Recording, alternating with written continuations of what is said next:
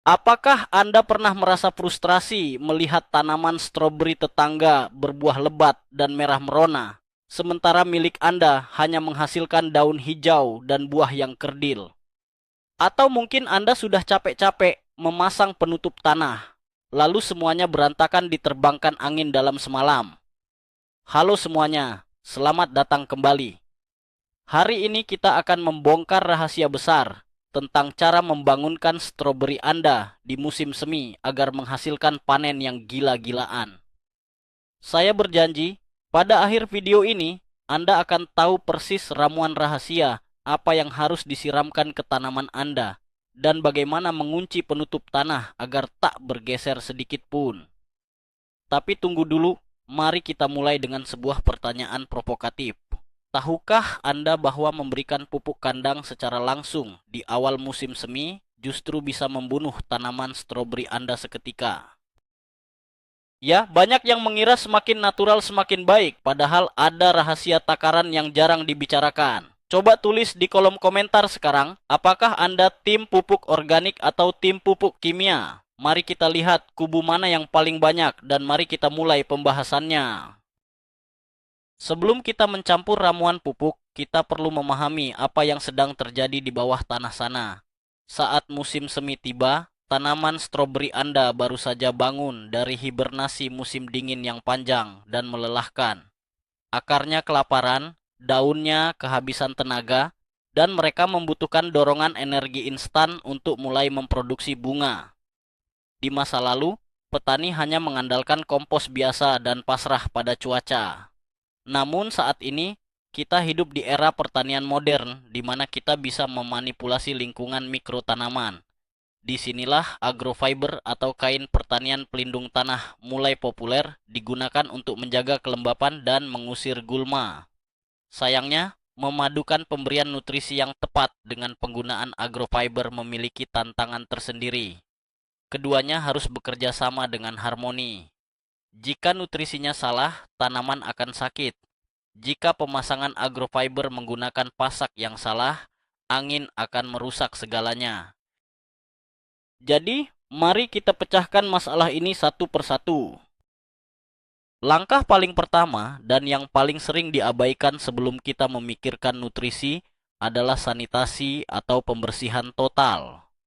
Begitu salju mencair atau cuaca mulai menghangat, pergilah ke kebun Anda dengan membawa gunting yang tajam. Anda akan melihat banyak daun stroberi yang berwarna coklat, kering, atau memiliki bercak-bercak aneh.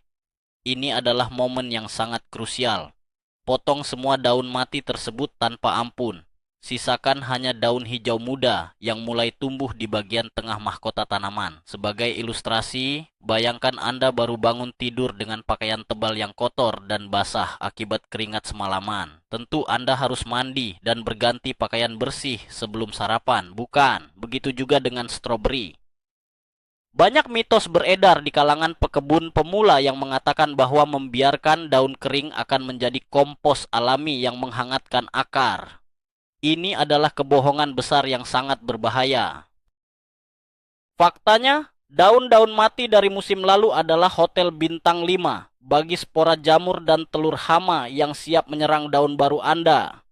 Bersihkan ranjang stroberi Anda, buang jauh-jauh daun sakit itu, dan biarkan matahari musim semi menyinari mahkota tanaman secara langsung untuk merangsang pertumbuhannya. Setelah tempat tidur tanaman bersih, saatnya menyajikan menu sarapan pertama mereka, yaitu pupuk yang kaya akan unsur nitrogen. Pada fase awal ini, tanaman membutuhkan bahan bangunan untuk membentuk daun dan batang yang kuat sebelum bisa memikirkan bunga. Anda bisa menggunakan amonium nitrat atau urea. Amonium nitrat bekerja lebih cepat di tanah yang masih agak dingin, sementara urea membutuhkan suhu yang sedikit lebih hangat. Cukup larutkan 1 sendok makan pupuk tersebut ke dalam 10 liter air. Siramkan sekitar setengah liter di sekitar pangkal setiap tanaman. Bayangkan ini seperti memberikan secangkir kopi hitam yang kuat kepada seseorang yang masih mengantuk di pagi hari. Efeknya luar biasa cepat. Daun baru akan melesat keluar dengan warna hijau pekat. Namun ingat, ada batasannya. Jangan tergoda untuk memberikan nitrogen berkali-kali. Mitos yang sering dipercaya adalah semakin banyak nitrogen, semakin banyak buah yang didapat. Kenyataannya, jika Anda memberikan terlalu banyak nitrogen, stroberi, Anda akan bermutasi menjadi semak raksasa dengan daun lebat, tapi tidak menghasilkan buah sama sekali. Berikan sarapan ini cukup satu kali saja di awal musim semi. Bagaimana jika Anda adalah penganut jalur organik sejati dan menolak menggunakan pupuk buatan pabrik? Jangan khawatir, alam telah menyediakan solusi yang tak kalah kuat, yaitu kotoran ayam atau kotoran burung. Ini adalah bom nutrisi alami yang sangat disukai stroberi, asalkan Anda tahu cara menjinakkannya. Membuat larutan kotoran ayam ibarat meracik ramuan ajaib yang sangat pekat. Anda harus mencampurkan 1 bagian kotoran ayam kering dengan 20 bagian air. Ingat rasio ini baik-baik, 1:20. Biarkan campuran ini berfermentasi selama beberapa hari hingga baunya menyengat. Setelah itu, ambil 1 liter cairan pekat ini dan campurkan lagi dengan 10 liter air bersih sebelum disiramkan. Ini adalah proses yang panjang tapi sangat sepadan. Jika Anda langsung menaburkan kotoran ayam mentah ke sekitar pangkal tanaman, bersiaplah untuk menangis. Sifat kotoran unggas sangat panas. Itu akan membakar akar stroberi Anda dalam hitungan hari. Jadi, selalu encerkan larutan organik Anda.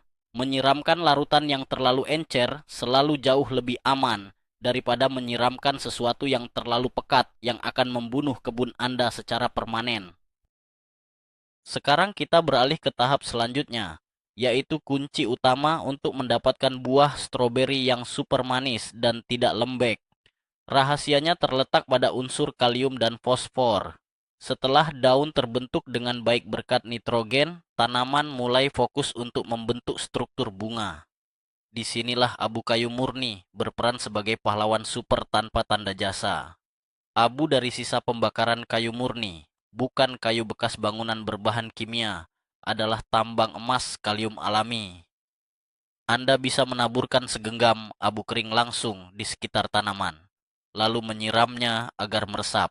Atau, untuk hasil yang lebih instan, buatlah teh abu. Caranya, campurkan 1 gelas penuh abu kayu ke dalam 10 liter air panas. Diamkan selama 24 jam, agar nutrisinya terekstrak, lalu siramkan. Abu kayu ini bertindak seperti pabrik gula alami di dalam jaringan tanaman stroberi. Kalium berfungsi mengangkut karbohidrat dari daun langsung ke dalam buah. Seringkali orang mengeluh stroberi mereka berair tapi hambar. Itu adalah tanda pasti bahwa tanaman mereka kelaparan kalium. Dengan abu kayu, Anda tidak hanya memaniskan buah, tetapi juga membuat tanah menjadi sedikit lebih basah yang sangat tidak disukai oleh beberapa jenis jamur tanah.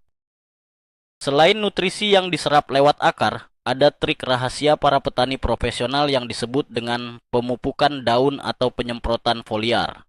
Terkadang akar masih terlalu lambat menyerap makanan karena tanah yang basah dan dingin. Saat itulah kita bisa memberi makan tanaman langsung melalui pori-pori daunnya. Bayangkan, Anda sedang menggunakan krim pelembab yang langsung menyerap ke dalam kulit Anda. Saat Anda melihat calon bunga atau kuncup pertama mulai muncul, siapkan alat semprot Anda. Bahan rahasianya adalah asam borat. Larutkan 2 gram asam borat ke dalam 10 liter air hangat. Semprotkan kabut halus ini ke seluruh daun dan bunga di pagi atau sore hari saat matahari tidak terik. Asam borat sangat penting untuk proses pembentukan polen atau serbuk sari. Kekurangan unsur boron akan menyebabkan bunga rontok sebelum menjadi buah atau menghasilkan buah stroberi yang bentuknya aneh, melengkung, dan jelek. Dengan 1 kali semprotan asam borat yang murah meriah ini, Anda secara drastis meningkatkan jumlah bunga yang berhasil dibuahi menjadi buah stroberi yang sempurna dan simetris. Ini adalah investasi 10 menit yang memberikan hasil luar biasa nyata saat panen tiba. Nah, setelah tanaman kita kenyang dan siap meledak dengan buah, kita harus memikirkan rumah mereka. Disinilah agrofiber hitam atau kain penutup tanah mulai mengambil alih peran penting. Mengapa para petani masa kini sangat tergila-gila pada hamparan kain hitam ini? Jawabannya sederhana, efisiensi absolut. Menggunakan agrofiber, ibarat memakaikan selimut pemanas yang juga berfungsi sebagai perisai. Kain hitam ini akan menyerap panas matahari di siang hari dan menghangatkan akar lebih cepat di musim semi. Lebih luar biasanya lagi, ini menghentikan pertumbuhan gulma 100% karena menghalangi sinar matahari ke tanah, sekaligus menahan kelembapan agar air tidak cepat menguap. Ada mitos konyol yang mengatakan bahwa tanah yang ditutup agrofiber tidak bisa bernapas dan akar akan busuk. Itu tidak benar. Agrofiber dirancang dengan pori-pori mikro yang memungkinkan udara dan air hujan tetap menembus ke dalam tanah, berbeda dengan plastik mulsa konvensional yang kedap udara.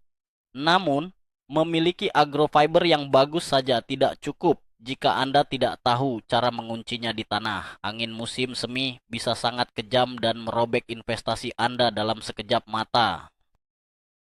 Mari kita bahas sang pahlawan kecil yang akan menyelamatkan kewarasan Anda, yaitu pasak atau paku, penambat agrofiber. Mimpi buruk setiap pekebun adalah bangun di pagi hari setelah badai angin dan melihat hamparan agrofiber mereka terbang, menyangkut di pohon tetangga. Untuk mencegah ini, pemilihan pasak sangatlah vital. Di pasaran, ada pasak logam yang terlihat seperti paku raksasa berbentuk huruf I, dan ada pasak plastik tebal dengan kait di sisinya. Jika Anda berkebun di tanah yang gembur dan berpasir, pasak logam polos sering kali gagal karena mudah tercabut kembali.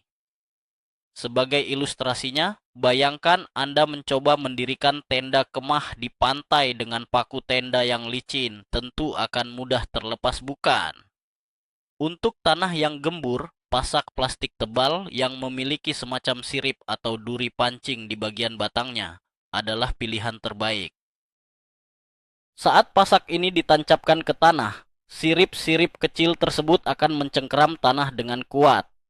Sementara itu, jika tanah Anda cenderung padat dan berbatu, pasak logam tajam lebih disarankan karena mereka bisa menembus rintangan di dalam tanah tanpa patah. Jangan pernah pelit dalam berinvestasi pada pasak yang berkualitas. Memiliki pasak yang bagus baru setengah dari perjuangan. Teknik pemasangan adalah penentu keberhasilan yang sesungguhnya. Kesalahan fatal pemula adalah membentangkan agrofiber lalu menancapkan pasak secara acak dengan jarak yang terlalu berjauhan.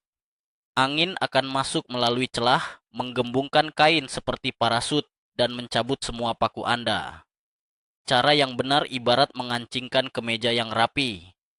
Pertama, pastikan tepi agrofiber Anda dilipat ke dalam sekitar 10 cm untuk membuat tepi ganda yang kuat agar tidak mudah robek. Tancapkan pasak pertama di sudut. Kemudian tarik kain dengan cukup kencang tapi jangan sampai robek.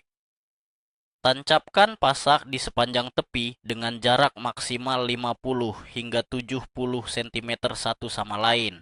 Jangan lebih dari itu.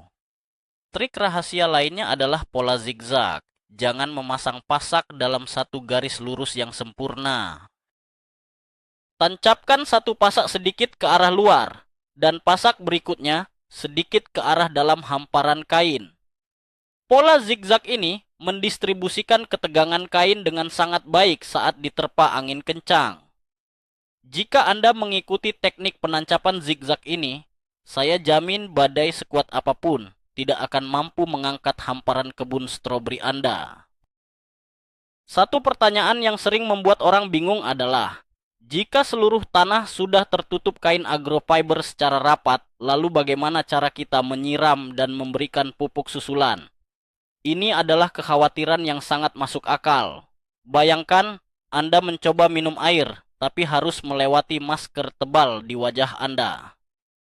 Sistem yang paling profesional tentu saja memasang selang irigasi tetes di bawah hamparan agrofiber sebelum kainnya dipaku. Dengan begitu, air dan pupuk cair bisa dikirim langsung ke akar hanya dengan memutar keran. Tetapi jika Anda tidak memiliki sistem irigasi tetes, jangan panik. Saat Anda menanam stroberi, Anda memotong kain tersebut membentuk lubang silang atau huruf X untuk memasukkan tanaman. Melalui celah huruf X inilah Anda bisa menuangkan pupuk cair secara perlahan, tepat ke pangkal tanaman. Pastikan Anda menyiramnya dengan aliran air yang kecil, agar pupuk tidak menggenang di atas kain dan menguap terbuang sia-sia. Lakukan perlahan, biarkan tanah menyerap cairan nutrisi tersebut seperti spons, lalu tambahkan lagi sedikit demi sedikit. Memang butuh sedikit lebih banyak kesabaran, tapi kebersihan buah stroberi yang Anda dapatkan karena tidak menyentuh tanah basah sangatlah setimpal. Sebagai langkah pamungkas untuk memastikan panen Anda tidak hancur di detik-detik terakhir, kita harus mewaspadai embun beku musim semi yang datang tiba-tiba. Justru saat stroberi Anda sudah mekar dengan bunga-bunga putih yang indah, suhu malam bisa anjlok drastis ke bawah titik beku. Jika bunga stroberi membeku, bagian tengahnya akan berubah menjadi hitam, dan itu artinya tidak akan ada buah dari bunga tersebut. Saat perakiraan cuaca memberikan peringatan dini, Anda harus segera bertindak. Anda bisa membentangkan lapisan tambahan berupa agrofiber putih yang tipis langsung di atas tanaman yang sedang berbunga. Ini seperti memberikan selimut darurat untuk menahan panas bumi tidak terlepas ke udara malam. Dan ingat pasak plastik canggih yang kita bahas tadi? Pasak yang berkualitas biasanya memiliki bagian kepala pipih yang luas atau kaitan tambahan di bagian atasnya. Anda bisa menggunakan pasak yang sama yang menahan agrofiber hitam di bawah untuk menjepit agrofiber putih darurat di atasnya tanpa harus melubangi tanah lagi. Begitu matahari pagi terbit dan suhu menghangat, segera buka selimut putih tersebut agar lebah bisa kembali bekerja melakukan penyerbukan pada bunga stroberi Anda. Nah, siapa sangka bahwa rahasia di balik buah stroberi yang besar dan manis ternyata sangat bergantung pada tindakan kita di minggu-minggu pertama musim semi. Dari proses kejam namun penting membuang daun mati, hingga takaran presisi secangkir nitrogen, lalu ditutup dengan kekuatan magis abu kayu untuk rasa manis yang maksimal. Dan yang paling penting, kita telah memecahkan misteri bagaimana membuat perlindungan agrofiber tidak terbang ke langit, layaknya layang-layang putus berkat teknik pasak zigzag. Jika Anda menggabungkan asupan nutrisi yang tepat sasaran dengan perlindungan fisik yang kokoh dari agrofiber, saya jamin tanaman stroberi Anda akan membalas budi dengan panen keranjang demi keranjang yang tak ada habisnya. Terima kasih banyak telah menemani saya di kebun hari ini. Jika Anda merasa tips ini membuka wawasan Anda, tolong tekan tombol like untuk mendukung channel ini. Pastikan Anda sudah subscribe agar kita bisa terus berkebun bersama. Nah, sebelum Anda pergi ke kebun, coba beritahu saya di kolom komentar. Apakah Anda pernah mengalami drama agrofiber yang terbang di tiup angin? Dan apa solusi yang Anda lakukan saat itu? Mari kita bertukar cerita di bawah, dan sampai jumpa di video berikutnya.